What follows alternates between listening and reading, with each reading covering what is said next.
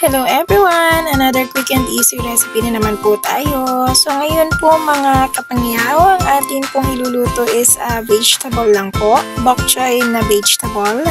And yun nga po, napakadali lang po nito mga pangyaw. Kahit blanch lang po ay talaga pong napakasarap pagluto na po siya. Syempre, charot. So ayan nga mga pangyaw, nilinis ko muna po talaga ng magaling ang ating bok choy. Kasi po usually pag ganitong vegetable is marami pong mga dumi-dumi sa mga gilid-gilid.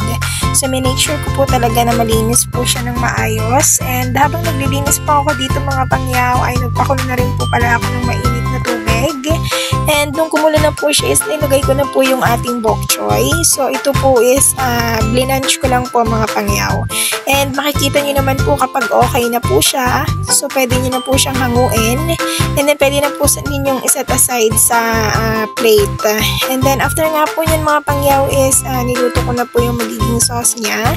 So yan po, nag-fry lang ako dyan ng garlic. And then nilagyan ko nga lang po ng tubig, oyster sauce, sugar, and then light soy sauce, and nilagyan ko rin po ng cornstarch. So ito na, diba? Thank you for watching!